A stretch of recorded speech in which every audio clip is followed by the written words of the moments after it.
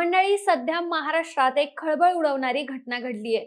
उपमुख्यमंत्री एकनाथ शिंदे यांचं मूळ गाव म्हणजेच दरेपासून अवघ्या काही किलोमीटर अंतरावर असणाऱ्या सातारा जिल्ह्यातल्या जावळी तालुक्यातल्या सावरी गावामध्ये कोट्यावधी रुपयांचा एमडी ड्रग्ज कारखाना उघडकीला आलाय।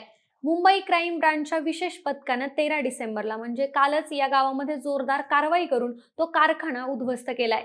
या छाप्यामध्ये 4 संशयितांना ताब्यातही घेण्यात आलंय आणि आता या ड्रग्जच्या भडक्यानं राजकारणामध्ये मोठी खळबळ उडाली आहे। पण आता अजूनही पोलिसांकडून तपास सुरू असल्यामुळे या घटनेला राजकीय पाठिंबा आहे का अशी शक्यता तपासात समोर येईल का याकडे सर्वांचं लक्ष लागलंय। म्हणूनच साताऱ्यातलं हे ड्रग्ज प्रकरण नेमकं काय आहे, या घटनेमुळे व्यवस्थेवरती प्रश्न उपस्थित का केले जात आहेत आणि राजकीय नेते या प्रकरणाबद्दल काय बोलतायत, या सर्वच प्रश्नांची उत्तरं जाणून घेऊयात व्हिडिओच्या माध्यमातून। नमस्कार, मी निशा हिंगे आणि तुम्ही पाहताय विशेष भारी। मंडळी, तसं बघायला गेलं तर महाराष्ट्रामध्ये अनेक गावांमध्ये गेल्या काही वर्षांपासून छुप्या पद्धतीने एमडी ड्रग्जची निर्मिती केली जात असल्याच्या घटना या अगोदर देखील समोर आल्या आहेत। त्यातल्या अनेक फॅक्टरींवरती कारवाई सुद्धा केली गेली आहे, पण एवढं असून देखील ड्रग्ज निर्मिती सुरूच आहे। त्यामुळे तरुणाईला देशोधडीला लावणाऱ्या ड्रग्ज माफियांविरोधात सक्त कारवाई केली जात नसल्याचं पाहायला मिळतंय। पण आता पोलिसांकडून आणखी एक एमडी ड्रग्जची फॅक्टरी उद्ध्वस्त करत मोठी कारवाई करण्यात आली आहे। विशेष म्हणजे ही ड्रग्ज फॅक्टरी उपमुख्यमंत्री एकनाथ शिंदे यांच्या गावापासून काही किलोमीटर अंतरावर होती। या फॅक्टरीमध्ये कोट्यावधी रुपयांचा ड्रग्जचा साठा सापडलाय। ज्या गावात ड्रग्जचा साठा सापडलाय ते गाव म्हणजे सावरी। मंडळी, सावरी हे गाव जावळी तालुक्यातलं एक शांत दुर्गम गाव। उपमुख्यमंत्री एकनाथ शिंदे यांचं मूळ गाव दरेपासून 15 ते 20 किलोमीटरच्या अंतरावरती हे गाव आहे। हे गाव कोयना नदीच्या काठावर वसलेले आहे आणि ते पर्यटन आणि शेती यावर अवलंबून आहे। मात्र अशा शांत आणि निसर्गाने नटलेल्या या गावात ड्रग्ज कारखाना चालू होता। या सावरी गावच्या हद्दीत गोविंद शिंदकर यांचा एक जळका वाडा आहे। हा वाडा वर्षभरापूर्वी आग लागल्यामुळे जळाला होता, त्यामुळे या वाड्यात सध्या कुणीही राहत नाही। गोविंद शिंदकर हा बामनोली गावातील घरामध्ये राहत असल्यामुळे या जळक्या वाड्याकडे कोणीही फिरकत नव्हतं। आधी या ठिकाणी मशीनचा गोठा होता आणि आता त्यातच एमडी ड्रग्जचा साठा सापडलाय। पण या शेडचे मालक गोविंद शिंदकर यांनी स्पष्ट सांगितलंय की हे शेड जरी माझं असलं तरी या ड्रग्ज प्रकरणाशी माझा कुठलाही संबंध नाही। हे माझ्यासाठीच खूप नवीन आणि वेगळं आहे। याबाबत मला कुठलीही माहिती नाही, कारण जेव्हापासून हा वाडा जळाला तेव्हापासून आम्ही इथं राहत नाही। पण ही घटना खूप आश्चर्यचकित करणारी आहे। मुंबई क्राईम ब्रांचच्या पथकानं शनिवारी पहाटे अचानक त्या वाड्यावर धाड मारली। 5 ते 6 गाड्यांमधून 20 ते 25 पोलिसांचा ताफा भल्या पहाटे थंडीतच सावरी गावामध्ये पोहोचला आणि या पथकानं या जळक्या वाड्याचा ताबा घेत थेट छापेमारी सुरू केली।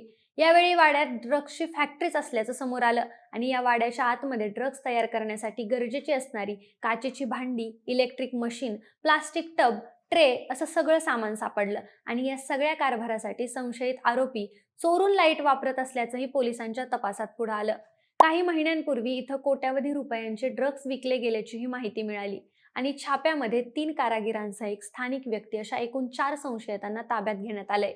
या कारवाईमध्ये ड्रग्जचं 20 ते 25 कोटींचं घबाड पोलिसांच्या हाती लागल्याचंही माध्यमांमधून सांगितलं जात आहे आणि या कारवाईमध्ये 7 किलो 818 ग्रॅम एमडी ड्रग्ज आणि 38 किलो 820 ग्रॅम लिक्विड जप्त करण्यात आल्याचंही समोर येत आहे।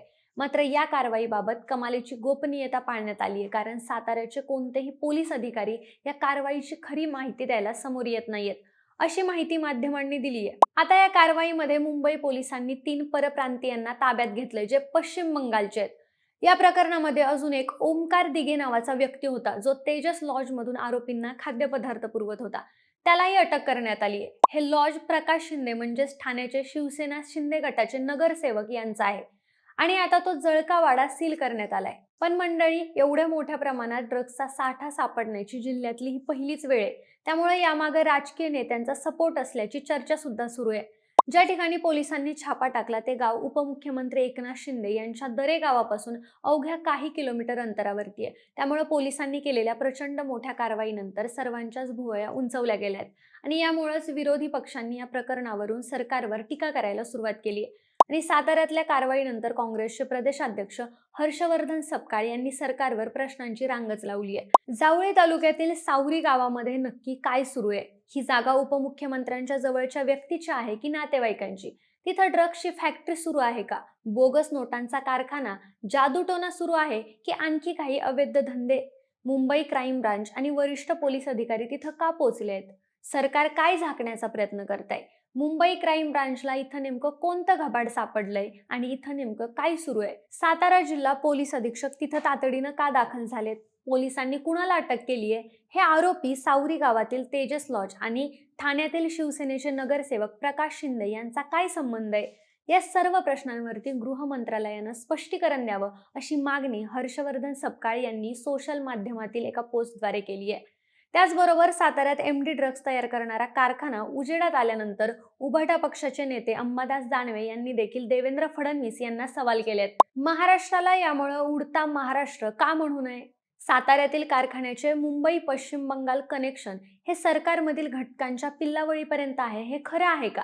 एका विशिष्ट पक्षाचे साताऱ्यावर वर्चस्व आहे म्हणून या कारखान्याला सूट होती का?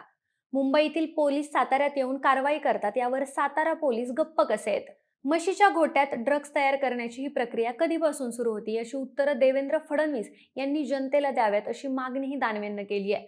तसंच आज साताऱ्याच्या एका छोट्या गावात राज्याच्या इतिहासातील सर्वात मोठा ड्रग्ज साठा सापडल्याचं कानावर येत आहे. जिथं 43 कर्मचारी होते ते फक्त 3 कर्मचारी दाखवून हा मोठा ड्रग्जचा कारखाना राज्यातील लाखो युवकांचं आणि विद्यार्थ्यांचं आयुष्य खराब करतोय. हे प्रकरण दाबण्याचा प्रयत्न होत असल्याचं देखील समजतंय. कोण कुणाच्या जवळचं आहे हे न बघता लवकरात लवकर कारवाई करण्यात आली पाहिजे अशी मागणी काँग्रेसचे प्रवक्ते सचिन सावंत यांनी देखील केली आहे. पण आता पोलिसांकडून संशयितांची कसून चौकशी सुरू आहे असं माध्यमांनी सांगितलंय. त्यामुळे आता एमडी ड्रग्ज उत्पादनासाठी वापरल्या जाणाऱ्या रसायनांचा स्रोत, वितरण नेटवर्क आणि आर्थिक व्यवहारांची माहिती उघड होण्याची शक्यता आहे. आणि सध्या राजकीय तसंच सामाजिक चर्चांनाही उधाण आलंय. त्यामुळे हे प्रकरण विधानसभेतही गाजण्याची शक्यता आहे. पण आता केवळ पोलिसांकडून अधिकृत माहिती समोर येण्याची सगळेच जण वाट बघतायत. तर मंडळी, तुम्हाला या सगळ्या प्रकरणाबद्दल काय वाटतं ते आम्हाला कमेंटच्या माध्यमातून नक्की सांगा. आणि सोबतच आपल्या विशेष भारी या चॅनलला सबस्क्राईब करायला विसरू नका. धन्यवाद.